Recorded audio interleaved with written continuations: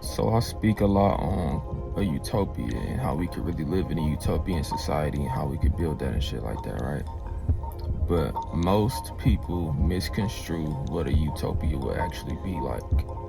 Because when we say the word utopia, a lot of people think that it's just would be supposed to be sunshine, rainbows, kids playing, eating fruits, and just everybody's happy all of the time. But in real life, a utopia would be subjective and subjective experience, right? A utopia would be a place where everybody that's involved is efficiently on the path of evolution and has an understanding that if they just play their role and be authentic, that suffering can cease to be. But suffering does not equal pain. You feel me? So you have never been fully content with life without resistance. Those periods of happiness and joy are always short-lived, and they're always followed by a sharp downturn of sadness, depression, crisis, or whatever, right? Because it has to balance itself out. A true utopia would be a balanced society, because that's what we would really want. And part of balance is the balancing of extremes. You know what I'm saying? So not everybody would have to be the same. Not everybody has to necessarily share everything. The key knowledge would be that sharing everything is inescapable. That's an inescapable part of existence because everything is connected. It doesn't have to be all hippy dippy. Oh, I'm you, I'm love. It's like this is just what it is, though. Scientifically, I'm you. If I'm speaking of consciousness, matter, energy, everything is connected. Where's the separation? It's all just a sea of energy, a sea of atoms, right? And these different densities and vibrations make it appear like we're separate, which in ways we are, right? That's part of the joy of it, right? A utopia is not a forcing of unity. There's no need to try to force unity, because unity is already what is. Division is beautiful. Division is taking one thing or let's say division, right? Taking one thing and dividing it, splitting this one thing into many things. So now you get to experience the beauty of this one thing from all these different angles and perspectives that you would not have been able to see if it was just one thing, right? Especially if you're speaking of physical reality, because if something is just like, let's say you had a sphere, you cannot see the inside of the sphere unless you break open the sphere. You see what I'm saying? Eventually, if you're a curious person, you will want to know what's on the inside of the sphere. In order to do that, you have to break it up. You see what I'm saying? And there's different ways to break it up. So part of a utopia is that it's the full spectrum of reality is accepted, it's appreciated, and it's expressed. And but the key thing that makes it a utopia, right? Because this is already, you can't avoid that either. All the energies of nature are always going to be expressed. Even if you try to repress them, they're expressing somewhere. Energy is always moving. So if you dam the energy, if you block the energy, it's going to be directed somewhere else. It's like water. So even if it pulls up, now it's just expanding up or out. Energy is going somewhere. It's acting somehow. Never forget that. So even in the society we live in now, which is dystopian, it's literally, it's a matrix, bro. It's working. It's leading us towards de-evolution. destruction, as opposed to operating all of these energies at their authentic vibration. So what separates a dystopia from a utopia then, right? I know I just cut off that point, but what separates a dystopia from a utopia? If all the same energies are at play, if all the same principles and universal laws are still at play. One is ruled by virtue, and one is ruled by vice. And what makes a society or a being operate in virtue versus vice is just a difference of perspective of life. This really just comes with age, right? And really this comes with cycles, right? So a true utopian society would know that eventually, no matter what they do, society will crumble and turn into some fuck shit, bro. We understand time, we understand cycles, we understand revolution, we understand that bullshit occurs, bro. No matter what seeds I plant, bro, eventually shit dies. You know what I'm saying? No matter how something starts, it has to deteriorate. Now, a utopian way to go about it, right, is to not just let it decay and die off. It would be to understand these cycles, understand these energies, right, and understand the people who are at play, our tendencies, our energies, our cycles. Understand who we are, where we are, what we are. Understanding those things and operating in virtue, because our perspective of life is based on, it's just mature. It's based on like a love, but not a love like a romantic love, but a love like an unconditional love, because what else is there to do? This is just the natural thing to evolve into, because you get to the point where you realize, man, me hating things and me being mad about reality in my situation never has helped me. Let me try something else. You try, you experiment. Damn, so what they was writing down these religious books and shit, I mean, I'll be on to something. You go on that journey, right? And this happens to like everybody, every society eventually. If it survives long enough, it's gonna become mature. But if they don't go deep enough, then, and they're not scientific enough, or if it's just not in the cards for it to happen this way, then it's gonna devolve, right? So the key to having a sustained utopia, right, which even this sustained utopia would eventually have to dissolve, right? But really the key to having a sustained utopia for yourself is just to realize you already live in a utopia. The universe is a utopia.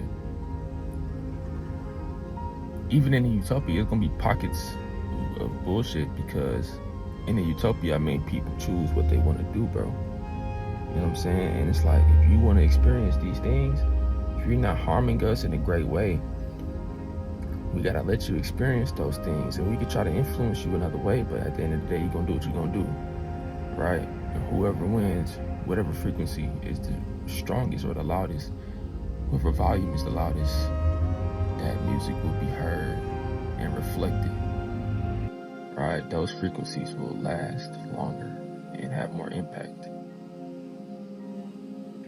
So what creates a sustained utopia is to understand the science of division, the science of alchemy, the science of, okay, shit is gonna break down, the science of navigating through chaos and transmuting the fall of a system, right? So this is what we gotta do right now, right? But we started from a low vibration, so don't think that we could just transmute this matrix into a utopia, and the utopia is just gonna be some far out future utopia. No, we gotta build iterations of matrices. One matrix. All right, let's transition to another one. We either gonna transition down or up. The cycle gotta go. So like, I'm trying to influence it so that we can cycle up, you know what I'm saying? And many other people are too, but it's many people trying to cycle us down in frequency because they want to be denser. They want to be greedy. They want to be gross, right? So, you know, shit always gonna be like that, bro. So that's a key, bro. Like the transmutation of systems, bro, of the passing of iterations, right? Like even in the Matrix, the movie The Matrix, they will have iterations of the Matrix. And each one will have to accommodate for flaws of the previous Matrix. If you're too rigid, rigidity rears rebellion repeatedly. Like it just happens like that, to where if you're too rigid, change will just change itself. The force of change in nature forces you to innovate and evolve, and if not, you go extinct. And it's a hellish process before you go extinct, because you're just not flowing with your environment, so you're at war with it.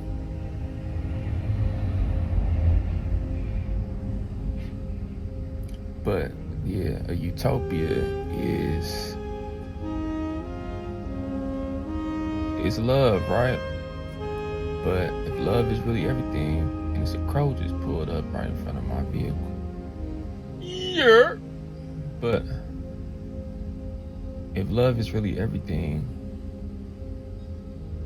if we are really everything, then we have to accept everything. Some fuck shit happens in a utopian society, the reaction to it is different.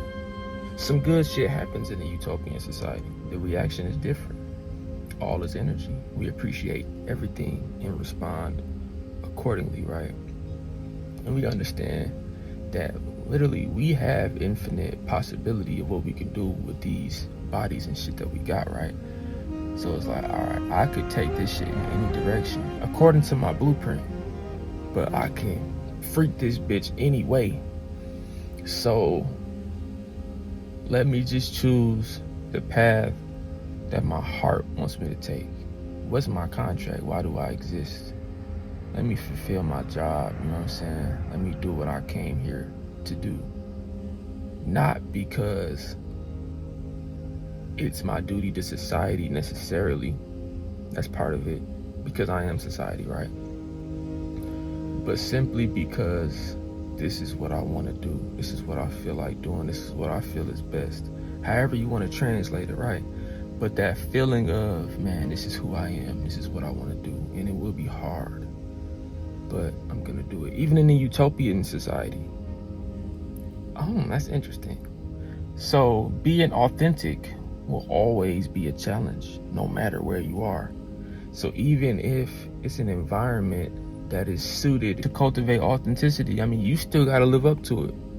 And then now, if all these other beings are now being authentic, so this is what we're coming into now with the Age of Aquarius and all of these changes and shit, right? Authenticity, right?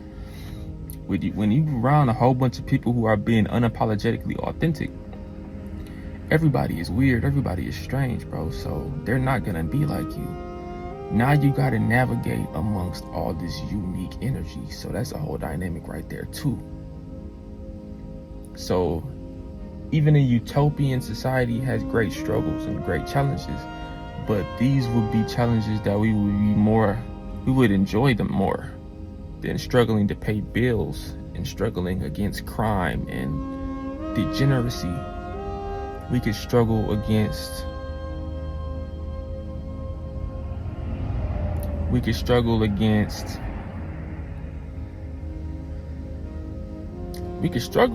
degeneracy, right? We could struggle against our lower nature, right? We could struggle with our lower nature. We can wrestle with it. We can use the power and give it a direction, right? We can struggle against laziness, you know?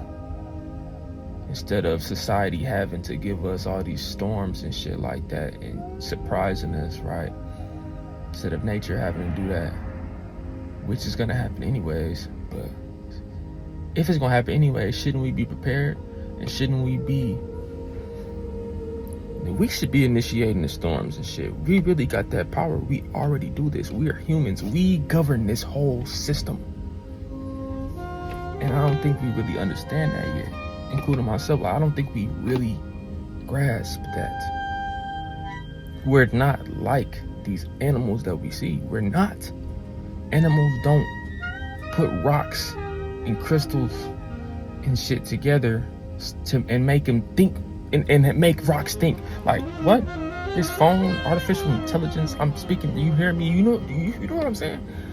And think about how this process mirrors within, like, our telepathic abilities and shit that we all know actually exists. It's just at a low level right now. If it exists at all, then it could grow. Everybody then looked at somebody and they just look back. That shit happens way too much for it to be a coincidence. We all understand this.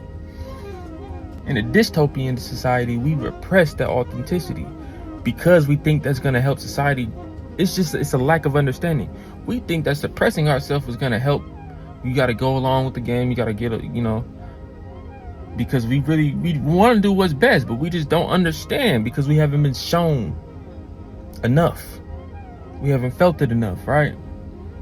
We don't really grasp that the harder path is the better feeling path in the long run. We don't really grasp that the real sources of dopamine and gratification, the deeper ones, the ones that are prolonged, the ones that require immediate sacrifice, they feel the best. They are actually worth it. And it's like we just don't have the experience to comprehend that because we just don't.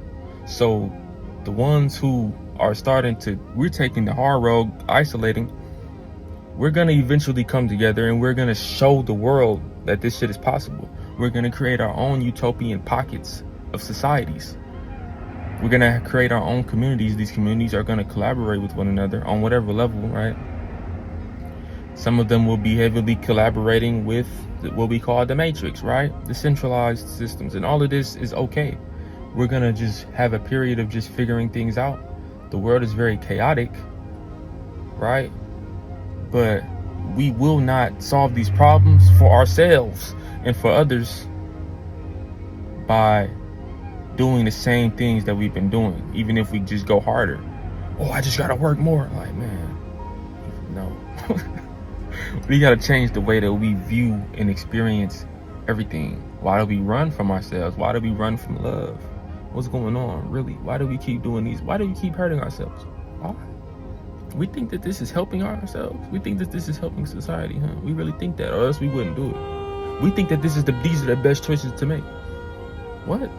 Our cognition, our common sense has been disturbed. You know what I'm saying? It starts with the basic. Our instincts have been perverted. But yeah, bro. Understand that you already do live in a utopia, bro. It's just like that understanding is what creates the utopia.